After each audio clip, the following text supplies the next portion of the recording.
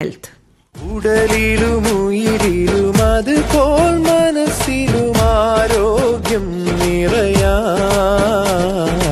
ആയുസ്സിന്റെ മഹാവൃക്ഷത്തിൽ പുതുതളിരില വിരിയാൻ ആരോഗ്യ കേരളം, ആരോഗ്യ കേരളം. ദീനസാന്ത്വനത്തിന്റെ ദിശാസൂചി റേഡിയോ ഹെൽത്ത്.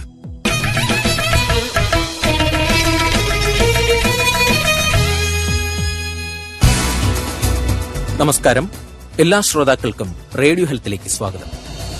ലോകമെമ്പാടുമുള്ള മരണങ്ങളിലും വൈകല്യങ്ങളിലും പ്രധാനപ്പെട്ട ഒന്നാണ് സ്ട്രോക്ക് അഥവാ പക്ഷാഘാതം. ഈ രോഗത്തെക്കുറിച്ചും രോഗത്തിന്റെ പ്രാരംഭ ലക്ഷണങ്ങളെക്കുറിച്ചും നാം തീർച്ചയായും മനസ്സിലാക്കിയിരിക്കേണ്ടത് ഈ കാലഘട്ടത്തിൽ വളരെ അത്യാവശ്യമാണ്. സ്ട്രോക്ക് എന്ന രോഗാവസ്ഥയെക്കുറിച്ചും അതിൽ പൊതുജനങ്ങൾ ശ്രദ്ധിക്കേണ്ട കാര്യങ്ങളെക്കുറിച്ചുമാണ് ഇന്ന് റേഡിയോ ഹെൽത്ത് ചർച്ച ചെയ്യുന്നത്. ഇതിൽ പങ്കെടുക്കുന്നത് തിരുവനന്തപുരം ഗവൺമെന്റ് മെഡിക്കൽ കോളേജിലെ ന്യൂറോളജി വിഭാഗം associate professor doctor Dileep R. നമസ്കാരം ഡോക്ടർ. റേഡിയോ ഹെൽത്തിലേക്ക് സ്വാഗതം. നമസ്കാരം സർ, സ്ട്രോക്ക് അഥവാ പക്ഷാഘാതം ഉണ്ടാകാനുള്ള പ്രധാന കാരണങ്ങൾ എന്തെല്ലാമാണ്? പക്ഷാഘാതം അഥവാ സ്ട്രോക്ക് അത് പ്രധാനമായി കാരണങ്ങളിലേക്ക് പോകുന്നതിന് മുമ്പ് രണ്ട് തരത്തിലാണ് അത് ഉണ്ടാകുന്നത്. ഒന്ന് രക്തയോട്ടക്കുറവ് കാരണം ഉണ്ടാകുന്ന ഇസ്കീമിക് സ്ട്രോക്ക് എന്ന് പറയുന്ന പക്ഷാഘാതവും, രണ്ട് BP കൂടിയിട്ട് രക്തസമ്മർദ്ദം കൂടിയിട്ട് രക്തക്കുഴൽ പൊട്ടി ബ്ലീഡിംഗ് ഉണ്ടാകുന്ന പക്ഷാഘാതം, പിന്നെ ഹെമറാജിക് സ്ട്രോക്ക് എന്ന് പറയും. അപ്പോൾ ഈ രക്തയോട്ടക്കുറവുണ്ടാവുന്നതും രക്തയോട്ടം കൂടി ബ്ലീഡിംഗ് ഉണ്ടാകുന്നതായിട്ട്. ഇതിൽ ഒന്നാമത്തെ തരത്തിലുള്ള രക്തയോട്ടക്കുറവുണ്ടാകുന്ന സ്ട്രോക്കുകളിൽ ഏറ്റവും പ്രധാന കാരണങ്ങളായിട്ട് പറയപ്പെടുന്നത് ഷുഗർ, ഡയബറ്റിസ്, ഹൈപ്പർ ടെൻഷൻ, രക്താതിസമ്മർദ്ദം, കൊളസ്ട്രോളിന്റെ പ്രോബ്ലംസ്, ഇവിടെ ഒബിസിറ്റി, അമിതവണ്ണം, പിന്നെ വ്യായാമമില്ലായ്മ, പുകവലി തുടങ്ങിയവയാണ്. ഇതെല്ലാം ജീവിതശൈലി രോഗങ്ങളാണ്. ഈ ജീവിതശൈലി രോഗങ്ങളാണ് പ്രധാനമായും ഇസ്കീമിക് സ്ട്രോക്കിലേക്ക് നയിക്കപ്പെടുന്നത്. ഹെമറാജിക് സ്ട്രോക്കിലേക്ക് ഏറ്റവും കോമൺ ആയിട്ടുള്ളത് BP ആണ്. അതായത് ഹൈപ്പർ ടെൻഷൻ, രക്താതിസമ്മർദ്ദം, BP കൂടിയിരിക്കുന്നു, രക്തക്കുഴൽ പൊട്ടുന്നു, ബ്ലീഡിംഗ് ഉണ്ടാവുന്നു. പ്രധാനമായി ജീവിതശൈലി രോഗങ്ങളാണ്. ഏതാണ്ട് ഒരു മൊത്തം സ്ട്രോക്കിനെ കണക്കെടുക്കുകയാണെങ്കിൽ ഒരു 70 തൊട്ട് 80% വരെ സ്ട്രോക്കുകളെല്ലാം ജീവിതശൈലി രോഗങ്ങൾ കാരണമാണ് പ്രധാനമായിട്ട് ഉണ്ടാകുന്നത്. സർ, ഈ രോഗത്തിൽ സാധാരണ കണ്ടുവരുന്ന പ്രധാന ലക്ഷണങ്ങൾ എന്തെല്ലാമാണ്? സ്ട്രോക്കിന്റെ ലക്ഷണങ്ങൾ, സ്ട്രോക്ക് എന്ന വാക്കിൽ തന്നെ സ്ട്രോക്ക് എന്ന് പറഞ്ഞാൽ അടി എന്നുള്ള പെട്ടെന്നുണ്ടാവുന്ന ഒരു ലക്ഷണങ്ങളാണ് സ്ട്രോക്കിന്റെ സൂചകങ്ങളായിട്ടുള്ളത്. അതായത് ഏറ്റവും നമ്മൾ മുഖം ചിറി, സംസാരിക്കുമ്പോൾ മുഖം ഒരു വശത്തേക്ക് കോടിപ്പോവുക, നാട്ടിൻ പുറത്ത് ചിറി കൊടുക്കുക എന്ന് പറയും. സംസാരിക്കുമ്പോൾ കുഴച്ചിൽ വരിക, പറയുന്ന കാര്യങ്ങൾ വ്യക്തതയില്ലാതാവുക, വാക്കുകൾ കിട്ടാൻ ശ്രമിക്കുമ്പോൾ മിണ്ടാൻ പറ്റാതാവുക, വാക്കുകൾ കിട്ടാതിരിക്കുക, കയ്യോ കാലിനോ ഒരു വശത്തെ കയ്യോ കാലിനോ ബലക്കുറവ് വരിക, ഒരു വശത്തെ കണ്ണിന് കാഴ്ചക്കുറവ് വരിക, നടക്കുമ്പം പെട്ടെന്ന് ബാലൻസിനുണ്ടാവുന്ന പ്രോബ്ലം. അപ്പം സംസാരത്തിന് കുഴച്ചിൽ, ചിറി കോടൽ, ഒരു വശത്തെ കൈകാലിനുള്ള ബലക്കുറവ്, ഒരു കണ്ണിനുള്ള കാഴ്ചക്കുറവ്, നടക്കുമ്പോൾ ഒരു വശത്തേക്കുള്ള ബാലൻസിന്റെ പ്രോബ്ലം, ഇതെല്ലാം പെട്ടെന്നുണ്ടാകുകയാണെങ്കിൽ ഇത് സ്ട്രോക്കിന്റെ ലക്ഷണങ്ങളാകാം. ഇത് സ്ട്രോക്കിന്റെ ലക്ഷണങ്ങളാണെന്ന് നമ്മൾ തിരിച്ചറിഞ്ഞ് എത്രയും പെട്ടെന്ന് നടപടി എടുക്കേണ്ടതും ആണ്. അതുപോലെ തന്നെ സർ, ഈ രോഗത്തെ നമുക്ക് മുൻകൂട്ടി തിരിച്ചറിയാനാവുമോ? ഞാൻ ഈ മേൽ പറഞ്ഞ ലക്ഷണങ്ങൾ, അതായത് ഈ ലക്ഷണങ്ങൾ ചില രോഗികളിൽ ചിലപ്പോൾ ചിറിക്കൊരു കോടൽ മാത്രമേ കാണുകയുള്ളൂ. അവർക്ക് കൈക്കാലിന് ബലക്കുറവോ വേറെ ബുദ്ധിമുട്ടൊന്നും കാണില്ല. അങ്ങനെയുള്ള ബുദ്ധിമുട്ടുകൾ ചെറിയ സൂചകങ്ങളായി വരാം. നമ്മൾ TIA, ട്രാൻസിയന്റ് ഇസ്കീമിക് അറ്റാക്ക്, അതായത് പൂർണ്ണമായി സ്ട്രോക്കിന്റെ എല്ലാ ലക്ഷണങ്ങളും കാണില്ല, ചെറുതായി വന്ന് മിനിറ്റുകളോ സെക്കൻഡുകളോ നിന്നിട്ട് അങ്ങ് മാറിപ്പോകും. അങ്ങനെയുള്ള സൂചകങ്ങൾ, ഞാൻ നേരത്തെ പറഞ്ഞ ഇതേ ലക്ഷണങ്ങൾ സെക്കൻഡുകളോ മിനിറ്റുകളോ നിന്ന് മാറിപ്പോകുന്നത് ചിലപ്പോൾ സ്ട്രോക്കിന്റെ സൂചനയായി വന്നു പോവാം. അപ്പൊ അങ്ങനെയുള്ളപ്പോൾ ആ രോഗികൾ ഉടൻ തന്നെ അതിനുള്ള നടപടി എടുത്തില്ലെങ്കിൽ ഇവർക്ക് വലിയ സ്ട്രോക്ക് പിന്നീട് ഉണ്ടാകാൻ ആദ്യത്തെ കണക്കുകൾ പറയുന്നത്, ഇങ്ങനെ ചെറിയ സ്ട്രോക്കിന്റെ ലക്ഷണങ്ങൾ ഉണ്ടാവുന്നവരിൽ ഭൂരിഭാഗം ആൾക്കാരിൽ 48 മണിക്കൂറിനുള്ളിൽ ഒരു മേജർ സ്ട്രോക്ക് ഉണ്ടാവുന്നതാണ്. നമ്മൾ അപ്പം തന്നെ അതിനുള്ള നടപടികൾ എടുത്താൽ, മരുന്നുകൾ കഴിച്ചു തുടങ്ങിയാൽ മേജർ സ്ട്രോക്ക് നമുക്ക് പ്രിവെന്റ് ചെയ്യാൻ കഴിയും. അപ്പം നേരത്തെ പറഞ്ഞ ലക്ഷണങ്ങൾ ചെറിയ സമയത്തോളം, മിനിറ്റുകളോ സെക്കൻഡുകളോ നിന്ന് മാറുന്നത് മൈനർ സ്ട്രോക്ക് അല്ലെങ്കിൽ TIA എന്ന് പറയുന്നു. അത് പിന്നീട് വരാനുള്ള സ്ട്രോക്കിന്റെ ഒരു സൂചകമായി കണക്ക് കൂട്ടാം. സർ, ഈ പക്ഷാഘാതം സംശയിച്ചു കഴിഞ്ഞാൽ ഉടനടി ചെയ്യേണ്ട കാര്യങ്ങൾ എന്തെല്ലാമാണ്?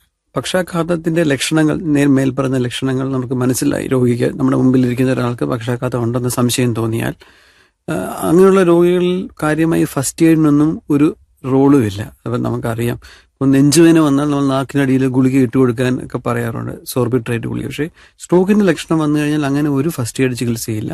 എത്രയും പെട്ടെന്ന് അടുത്തുള്ള സ്ട്രോക്കിന്റെ ചികിത്സകൾ ലഭ്യമായ ആശുപത്രിയിൽ രോഗികളെ എത്തിക്കണം. സ്ട്രോക്ക് റെഡി അല്ലെങ്കിൽ ചികിത്സകൾ ലഭ്യമായ. സ്ട്രോക്കിന്റെ ലക്ഷണങ്ങൾ കണ്ടാൽ നമുക്ക് വേണമെങ്കിൽ തൊട്ടടുത്തുള്ള ഒരു ചെറിയ ക്ലിനിക്കിലേക്ക് രോഗിയെ എത്തിക്കാം. പക്ഷേ ചെറിയ ക്ലിനിക്കുകളും ഹെൽത്ത് സിസ്റ്റത്തിന്റെ ഇമ്പോർട്ടന്റ് ഭാഗമാണ്. ഞാൻ അവരെ വില കുറച്ച് കാണിക്കുകയല്ല. പക്ഷേ ഈ സ്ട്രോക്കിന്റെ ചികിത്സാ രീതികൾ ചിലപ്പോൾ ഒരു ചെറിയ ക്ലിനിക്കിൽ അവൈലബിൾ ആവണമെന്നില്ല. അപ്പം 3 കാര്യങ്ങളാണ് നമ്മൾ ശ്രദ്ധിക്കേണ്ടത്. ഒന്ന്, നമ്മൾ കൊണ്ടുപോകുന്ന ആശുപത്രിയിൽ 24 മണിക്കൂറും കാഷ്വാലിറ്റി സർവീസസ് ലഭ്യമായിരിക്കണം, എമർജൻസി സർവീസ്. നമ്മൾ ചെല്ലുന്ന ഒരു ആശുപത്രിയിൽ അപ്പോൾ ഡോക്ടർ ഇല്ല, കാഷ്വാലിറ്റി ഇല്ല, അങ്ങനെ ഒരു ഹോസ്പിറ്റലിൽ നമ്മൾ രോഗിയെ കൊണ്ടുപോയിട്ട് കാര്യമില്ല. 2, അതേ ആശുപത്രിയിൽ 24 മണിക്കൂറും സ്കാൻ ചെയ്യാനുള്ള ഫെസിലിറ്റി അവൈലബിൾ ആയിരിക്കണം. അതായത് അത് CT സ്കാൻ ആവാം, MRI സ്കാൻ ആവാം.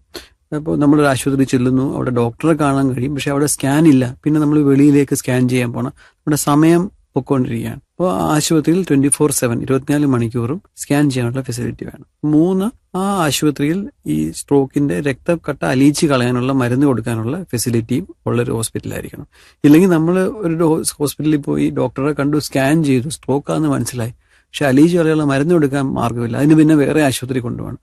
അപ്പോൾ ഈ 3 ചികിത്സ, അതായത് അത്യാഹിത വിവാഹം 24 മണിക്കൂറും വേണം, 24 മണിക്കൂറും സ്കാൻ എടുക്കാൻ കഴിയണം, 24 മണിക്കൂറും രക്തക്കട്ട അലിയിച്ച് കളയാനുള്ള മരുന്ന് ഇഞ്ചക്റ്റബിളായി കൊടുക്കാനുള്ള ഫെസിലിറ്റി ഉള്ള ആശുപത്രി ആയിരിക്കണം. ഇത് 3 ഫെസിലിറ്റി ഉള്ള ആശുപത്രിയിലേക്ക് ആയിരിക്കണം രോഗിയെ എത്രയും വേഗം എത്തിക്കേണ്ടത്. അപ്പം നമ്മുടെ തൊട്ടടുത്തുള്ള ആശുപത്രികൾ ഏതൊക്കെയാണ് ഈ ചികിത്സ ലഭ്യമാണ് നമ്മൾ അറിഞ്ഞു വെച്ചിരിക്കുന്നത് വളരെ പ്രധാനമാണ്.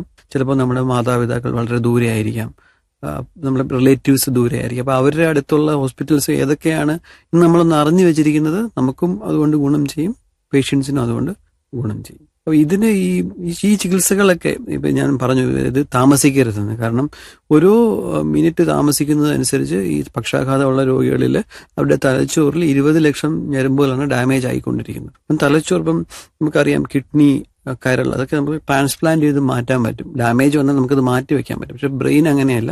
ബ്രെയിൻ നമുക്ക് ട്രാൻസ്പ്ലാന്റ് മാറ്റി വെക്കാൻ കഴിയില്ല. അപ്പോൾ ഒരിക്കൽ ഡാമേജ് വന്നു കഴിഞ്ഞാൽ അത് പോയി, ആ ഫംഗ്ഷൻ പോയി. തിരിച്ചു വരാനുള്ള സാധ്യത പല കാര്യങ്ങളെയാണ് ആശ്രയിച്ചിരിക്കുന്നത്. അപ്പോൾ അത് എത്രയും ഡാമേജ് കുറയ്ക്കാൻ പറ്റുമോ അത്രയും നല്ലതാണ്. അപ്പോൾ എങ്ങനെ ഡാമേജ് കുറയ്ക്കാം? എത്രയും പെട്ടെന്ന് ചികിത്സ ലഭ്യമാക്കുക. എത്രയും പെട്ടെന്ന് ചികിത്സ ലഭ്യമാക്കണമെങ്കിൽ എല്ലാ രീതികളിലും ചികിത്സ അവൈലബിൾ ആയിട്ടുള്ള ആശുപത്രികളിലേക്കായിരിക്കണം നമ്മൾ രോഗികളെ കൊണ്ടുപോകേണ്ടത്. സർ, ഈ പക്ഷാഘാതത്തെ കുറിച്ച് സംസാരിക്കുമ്പോൾ ഫാസ്റ്റ് എന്ന പ്രയോഗത്തിന് വളരെ പ്രാധാന്യമാണുള്ളത്.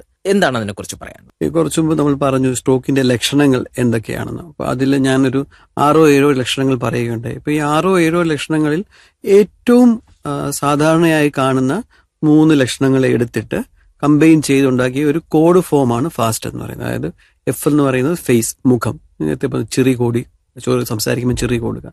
A എന്ന് പറഞ്ഞാൽ ആം, ഒരു കൈക്ക് പൊക്കാൻ പറ്റാതാവുക, അല്ലെ പൊക്കി പിടിച്ചിരുന്ന കൈ താഴേക്ക് വീഴുക.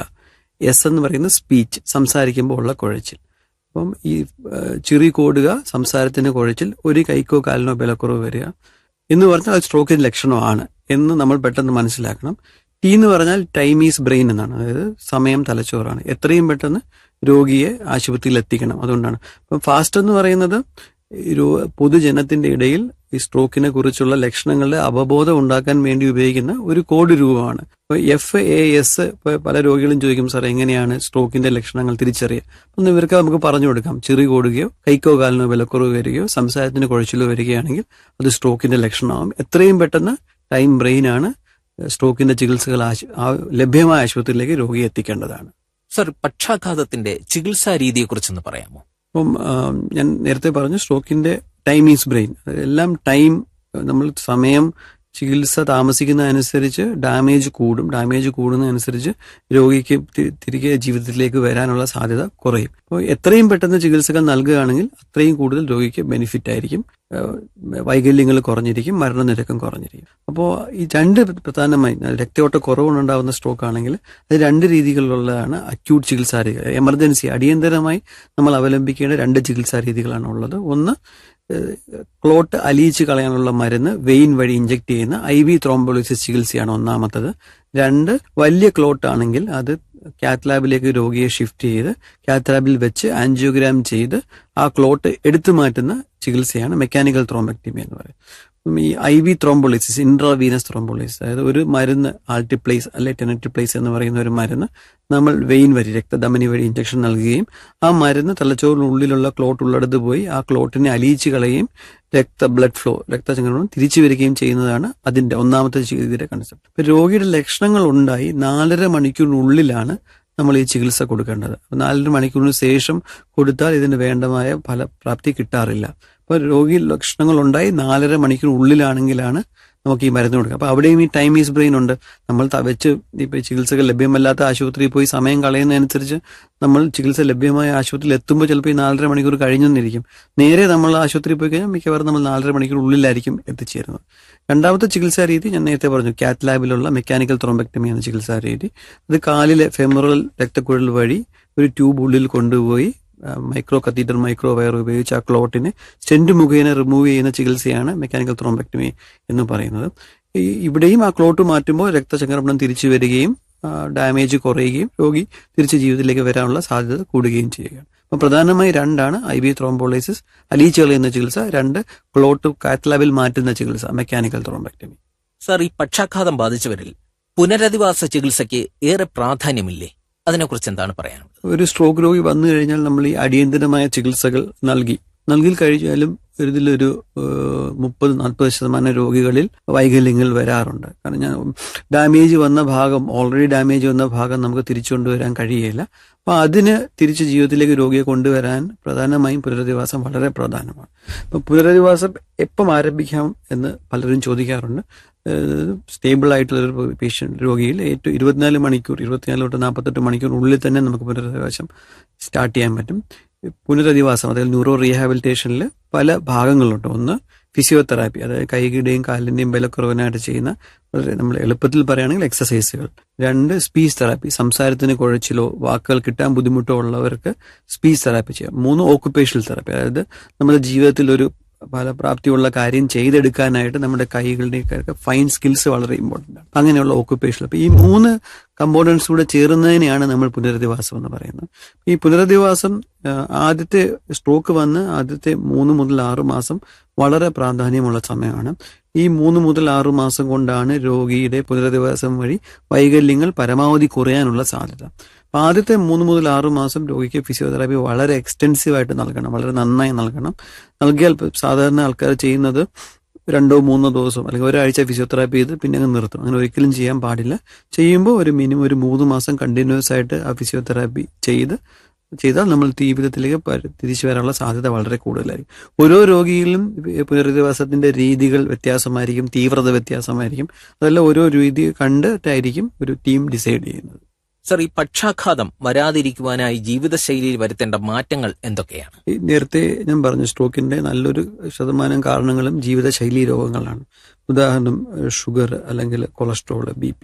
ഈ 3 രോഗങ്ങളും നമ്മൾ അഥവാ നമുക്കുണ്ടെങ്കിൽ അതിന്റെ കൺട്രോൾ, ഇപ്പം ഷുഗർ ആണെങ്കിൽ വെറും വയറ്റിലുള്ള ഷുഗർ ടെസ്റ്റ് ചെയ്യുമ്പോൾ അത് 90-നും 130-നും ഇടയ്ക്ക് കീപ്പ് ചെയ്യാനും, ആഹാരത്തിന് ശേഷമുള്ള ഷുഗർ ആണെങ്കിൽ 140-നും 180-നും ഇടയ്ക്ക് കീപ്പ് ചെയ്യാനായിട്ടുള്ള രീതിയിലുള്ള മരുന്നുകളും ഇൻസുലിനും കറക്റ്റ്. അപ്പം 2 BP-യുടെ മരുന്ന്, BP മുകളിലുള്ള BP 130-ൽ താഴെ ആയിരിക്കുന്നതാണ് അഭികാമ്യം.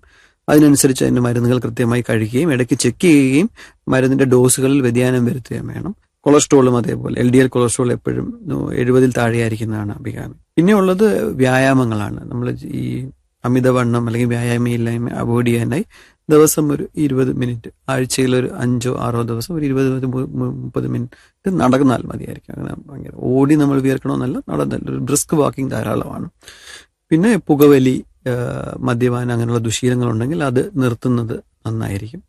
ഇതൊക്കെയാണ്, അതായത് കൃത്യമായി സമയത്ത് നമ്മുടെ ഹെൽത്ത് ശ്രദ്ധിച്ച് risk factors, sugar, BP, cholesterol ഉണ്ടെങ്കിൽ അത് കൺട്രോൾ ചെയ്ത് ബോഡി വെയിറ്റ് കാര്യമായി കൂടാത്ത രീതിയിൽ ദുശീലങ്ങളൊന്നുമില്ലാതെ നല്ല ജീവിതം നയിച്ചാൽ ശ്രമിച്ചാൽ, ഇതെല്ലാം നമ്മൾ ചെയ്താലും ചിലപ്പോൾ വളരെ വിരളമായി നമുക്ക് സ്ട്രോക്ക് വന്നുകൂടായികയില്ല. പക്ഷെ ഇതെല്ലാം ചെയ്യുന്ന ആൾക്കാരുമായി താരതമ്യം ചെയ്യുമ്പോൾ സ്ട്രോക്കിന്റെ റിസ്ക് വളരെ വളരെ വളരെ കുറവായിരിക്കും. സ്ട്രോക്ക് എന്ന രോഗാവസ്ഥയെക്കുറിച്ചും അതിൽ പൊതുജനങ്ങൾ ശ്രദ്ധിക്കേണ്ട കാര്യങ്ങളെക്കുറിച്ചും ഇതുവരെ സംസാരിച്ച ഡോക്ടർ ദിലീപിന് റേഡിയോ ഹെൽത്തിന്റെ നന്ദി. റേഡിയോ ഹെൽത്തിന്റെ ഇന്നത്തെ പരിപാടി സമാപിക്കുന്നു. നിർവഹണം ഡോക്ടർ ദീപു ശിവദാസൻ, ഏകോപനം അഞ്ജു G. പ്രസാദ്, ശബ്ദസന്നിവേശം ഡേവിസ് ആന്റണി. നിങ്ങളുടെ അഭിപ്രായങ്ങളും നിർദ്ദേശങ്ങളും Arogya Keralam radio health NHM directorate, general ആശുപത്രി ജംഗ്ഷൻ, തിരുവനന്തപുരം 35 എന്ന വിലാസത്തിലോ NHM റേഡിയോ ഹെൽത്ത് @gmail.com എന്ന മെയിൽ ഐഡിയിലോ അയയ്ക്കുക.